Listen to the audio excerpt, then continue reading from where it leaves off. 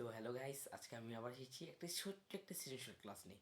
আমাকে হোয়াটসঅ্যাপ অনেকে বলছো স্যার, আমি তো স্যার স্কুল পর্যায়ে আমি সৃজনশীল স্যার অনেক অনেক পৃষ্ঠা করে লিখেছি স্যার, তবু স্যার নাম্বার দেয় নাই। দিয়েছি 10-7, 10-5, 10-4, 10-10 কখনো দেয়নি। তো স্যার এটি কীভাবে হওয়া উচিত? তো আসো এটা নিয়ে আমি আজকে একটা লেখা লিখেছি, এটা আমি বলবো সৃজনশীল লেখার নিয়ম নিয়ে। আসো, সৃজনশীল লিখতে হয় যে বিভিন্ন পার্টি, যেমন গণিতে কোনো সৃজনশীল তোমার ম্যাটার করে না, কারণ সেখানে তোমাকে অঙ্ক মিলাতে হয়, তাই না? কিন্তু কৃষি কৃষি ম্যাটার করে, বিজ্ঞানে ম্যাটার করে, বাংলায় ম্যাটার করে, বিজিএসে ম্যাটার করে, এগুলো তো ম্যাটার করে। যেমন কি বিজ্ঞানের 3টি ভাগ, কেমিস্ট্রি, বায়োলজি, ফিজিক্স। কেমিস্ট্রি দিক থেকে ধরলে কেমিস্ট্রির লেখা কম, ওখানে বিক্রিয়া দেখালেই হয়। কিন্তু বায়োলজিতে লেখা বেশি, ফিজিক্স লিখতেই হয় না, শুধু অঙ্ক অঙ্ক করলেই মিলে যায়, বুঝে গেছে? তো আসো সৃজনশীল লেখার আমি কিছু নিয়ম দেখাচ্ছি, এটাই মাস্ট বি আসতে এইভাবে লিখতে হয়। তো তোমরা যদি সৃজনশীল লেখো, অনেক যদি 10 পৃষ্ঠা দাও, তোমার টাইম চলে যাচ্ছে না, এর চেয়ে তুমি আমার লেখাটা একটু ইউজ করে দেখো, দেখবে 10-10 মাস্ট বি পেয়ে যাবে। বোর্ড এই লেখা এটা চেক করে, এর বাইরে কোনো লেখা চেক করে না। আসো সৃজনশীল লেখার নিয়ম, যেমন কি আমি বিজ্ঞানের 10ম অধ্যায় অম্লক্ষারক লবণের অধ্যায় নিয়ে লিখেছি, এটা নিয়ে আসি। প্রথম প্রশ্ন দিয়েছে নির্দেশক কাকে বলে। এখন স্যার আমরা তো জানি নির্দেশক একটা বড় লাইন, যে যারা এসিড ও ক্ষার সাহায্য করতে নির্দেশ করে এবং যারা লিটমা কাগজে রং পরিবর্তন করতে সাহায্য করে তাদেরকে আমরা নির্দেশক বলি।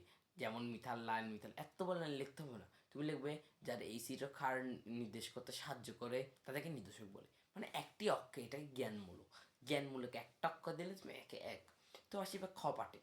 খতে দিয়েছে CH4কে মিথেন, CH4 মিথেন হলে এটিকে অ্যাসিড বলা যায় না কেন? আচ্ছা, CH4 তো আমরা জানি মিথেন, এটা আমি দেখেন, এটা কি জ্ঞান, এটা হলো অনুধাবন, মানে বুঝে উত্তর দেওয়া। জ্ঞান আর অনুধাবন আসে যে উদ্দীপকের বাইরে, আর ঘটা আসে যে উদ্দীপকের ভিতর থেকে কোশ্চেন আসে, মানে মিল, পার্থক্য দেখা অথবা মিল দেখায়, বৈসাদৃশ্য সাদৃশ্য বা দেখায়। কিন্তু ক আর খটা আসে পুরো বই থেকে, যেমন কি এই ক আর খটা বই থেকে এসেছে, বুঝে গেছে? তো আসি খতে CH4 মিথেন। এখন আমি লিখবো CH4 একটি মিথেন, এটির ভিতরে H+ আয়ন থাকা সত্ত্বেও এটি জলীয় দ্রবণে H+ আয়ন দান করে না বলে এটিকে এসির বলা যায় না। কতে আমি একটি লাইনের মধ্যে এটি শেষ করে দিলাম। এটাকে জ্ঞানমূলকের, এটা 2 ধাপে লিখতে হয়, 2 নাম্বার 2 ধাপে, একটা জ্ঞানমূলক একটা অনুধাবনমূলক, এই 2টি ধাপে এটি শেষ করতে হয়। ক ধাপটা একটি লাইনে, খ ধাপটা হচ্ছে 3-4 লাইনে লিখলে হয়, বুঝে গেছে? এরপর আমি লিখবো CH4 হলো মিথেন, এটি H+ থাকা সত্ত্বেও এটি জলীয় দ্রবণে H+ আয়ন দান করে না, এটি একটি গ্যাসীয় পদার্থ।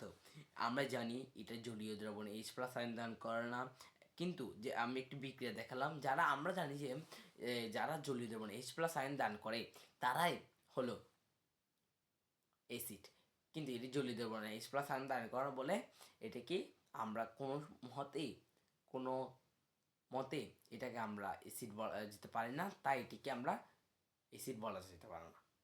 তাই এটির মধ্যে H+ থাকা সত্ত্বেও হয়তো, মানে আমি এটাকে ছোট্ট একটা শেষ করে দিলাম। আসো এটা তুমি লিখলে তুমি 2-2 পাবে, তাহলে আমি ক আর খ লিখেছি, গ পার্টটা আমি লিখিনি কিন্তু আমি বুঝাই দিচ্ছি লাইন বাই দিয়ে। আসো গতে লিখতে হবে যে গ হলো একটি জ্ঞান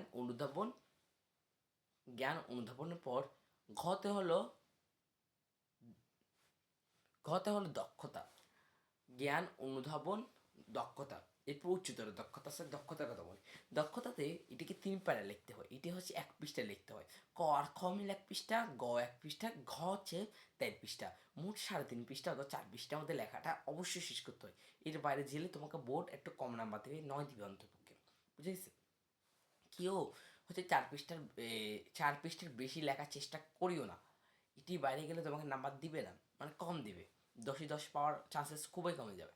তো আসে গটা, মনে করি এখানে একটা বিক্রিয়া দেখাচ্ছে যে HCl+NaOH, তারপর সমান সমান X+HCl, সরি, বিক্রিয়াটা হলো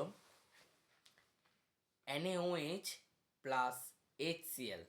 তো এটা বলছে এরপর সমান সমান এক্স, এরপর হচ্ছে H2O পানি। তো বলছে এক্সটা কি পদার্থ, সেটার বিভিন্ন বৈশিষ্ট্য দেখাতে বলছে। তাহলে লিখবে এক্সটি হলো একটা NaCl, অবশ্যই এটা NaCl, তারপর লবণ, এটার বিভিন্ন ধরনের বৈশিষ্ট্য আছে, সেটা তুমি কতে তুমি লিখবে, লেখা নিচে লেখা হলো, কথায় শেষ করবে। খতে যে তুমি লিখবে, খটা একটু মিডিয়াম এতটুকু লিখবে, খটা হচ্ছে তোমার মিনিমাম 8 থেকে 9 লাইনের মধ্যে শেষ করবে। এই যেমন কি আমি এখানে ওর বৈশিষ্ট্য জানি না, সে হচ্ছে, এটা হচ্ছে একটা কি NaCl, এটা হচ্ছে একটা লবণ, লবণ মানে লবণের বিভিন্ন বৈশিষ্ট্য এই যেমন কি উপর পদার্থ আমি যদি HCl বিভিন্ন বৈশিষ্ট্য, যেমন কি HCl হচ্ছে একটা অ্যাসিড, তারপর এটা হচ্ছে তোমার এই ক্ষারকের সাথে বিক্রিয়া করে, খাওয়া সব বিক্রি করে লবণ ও পানি উৎপাদন করে। এভাবে তুমি লিখবে, এভাবে লিখে তুমি গতে লিখবে উপরেটির বিভিন্ন বৈশিষ্ট্য তুলে ধরা হলো। মানে এটা এক এক পৃষ্ঠা শেষ করে তুমি শেষ করবে, তা তুমি 3-3 অবশ্যই পাবে। তো আসি ঘ পাঠে। ঘ পাঠটা লিখতে হবে 1.5 পৃষ্ঠা। 1.5 পৃষ্ঠা মানে কিরকম দেখো, 1.5 পৃষ্ঠা মানে পুরাই লিখতে যেতে হবে না। তুমি কত লিখবি, যেমন যদি বলে লবণ উৎপন্নের বিভিন্ন প্রক্রিয়া বর্ণনা করো, তুমি লিখবে লবণ উৎপন্নের বিভিন্ন প্রক্রিয়া নিচে বর্ণনা করা হলো। তারপর তুমি লিখবে একটা ধাপে একটা প্যারার মধ্যে লিখবে যে তুমি মনে করো ওটা লবণ বিভিন্ন প্রক্রিয়া, যেমন 10টা প্রক্রিয়া, তুমি প্রথম 5টা প্রক্রিয়া একটা ধাপে লিখবে, আর গ্যাপ দিয়ে আর 5টা লিখবে পরের ধাপে, এরপর তুমি লাইনটা শেষ করবে। বুঝেছে? আর যদি 6টা থাকে তাহলে তুমি তিনটা করে লিখবে। এবার বুঝে গেছে? এরপর লাস্টে দেখবে উপরে এটির বিভিন্ন প্রক্রিয়া বর্ণনা করা হলো। এইভাবে লিখলে তোমাকে 10-10 থেকে আটকানো তোমাকে অসম্ভব। এই 10-10 পাওয়ার এটা ইজি টেকনিক। বুঝে গেছে? আর সংক্ষিপ্ত কথাটা বলে দিই, সংক্ষিপ্ত মনে করো তোমাদের তো 10টা থেকে 5টা লিখতে হয় না, সরি 15টা থেকে 10টা লিখতে হয়। তুমি 10টাটা এই একটা পৃষ্ঠায় তুমি 2টা সংক্ষিপ্ত লিখবে, 2টা সংক্ষিপ্ত পৃষ্ঠা 2 নম্বরে, মানে 2 নম্বরে, সরি পৃষ্ঠা না, 2 নম্বরে। তাহলে তুমি একটাতে এক পৃষ্ঠায় 2টা সংক্ষিপ্ত আটকাবে, মানে 5 পৃষ্ঠা লিখবে মোট। বুঝে গেছে? তো এভাবে লিখলে তোমাকে ফুল মার্কস থেকে কেউ আটকাতে পারবে। আসসালামু আলাইকুম, এতটুকু ক্লাস ছিল।